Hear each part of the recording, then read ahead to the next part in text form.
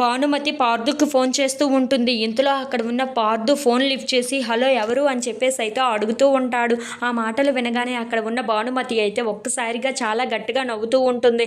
ఆ మాటలు వినగానే అక్కడ ఉన్న పార్థు అయితే ఏంటి నేను ఎవరు అని అడిగితే ఇంతలాగా నవ్వుతున్నారు అని చెప్పేసి అయితే అడుగుతూ ఉంటాడు. ఇంతలో అక్కడ ఉన్న భానుమతి అయితే ఏలేలు పాలు ఓలుకమ్మా అని చెప్పేసి అయితే అంటూ ఉంటుంది. ఆ మాటలు విని అక్కడ ఉన్న పార్థు అయితే ఏంటి ఏదో భాషలో మాట్లాడుతున్నారు, ఇంతకీ ఎవరు మీరు, నన్ను విసిగించకండి అని చెప్పేసి అయితే అంటూ ఉంటాడు. ఆ మాటలు వినగానే అక్కడ ఉన్న భానుమతి అయితే చిన్నోడా నేను చిన్నోడా అని చెప్పేసి అయితే అంటూ ఉంటుంది. ఆ మాటలకి అక్కడ ఉన్న పార్థు అయితే ఏయ్ నువ్వా ఫోన్ చేసింది, నిన్ను అలా పిలవద్దని చెప్పాను కదా, మళ్ళీ మళ్ళీ ఎందుకు అలా పిలుస్తున్నావు, అయినా నాకెందుకు ఫోన్ చేసావు అని చెప్పేసి అయితే అంటూ తన ఫోన్ అయితే కట్ చేసేస్తూ ఉంటాడు. అది చూసి అక్కడ ఉన్న భానుమతి అయితే చాలా బాధపడుతూ ఉంటుంది.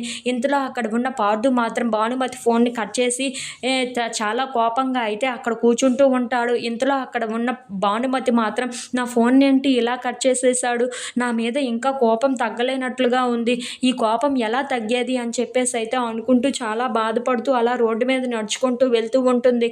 ఇంతలో అక్కడ ఉన్న పార్థు కూడా భానుమతిని తలుచుకుంటూ చాలా బాధపడుతూ ఉంటాడు.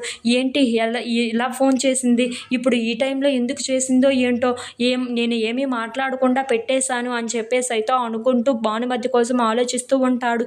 ఇంతలో అక్కడ ఉన్న భానుమతి మాత్రం పార్థుని తలుచుకుంటూ ఎందుకు జీప్ అబ్బాయి నన్ను ఇంతగా బాధ పెడుతున్నావు, నువ్వు ఎప్పుడు నాకు దగ్గర అవుతావో అని నేను ఎదురు చూస్తున్నాను, నీ కోసం నేను ఎంతగా ఎదురు చూస్తున్నానో తెలుసా, నాకు నీ మీద ఎంత ప్రేమ ఉందో తెలుసా అని చెప్పేసి అయితే చాలా బాధపడుతూ ఉంటుంది. If you like this video please like share and subscribe.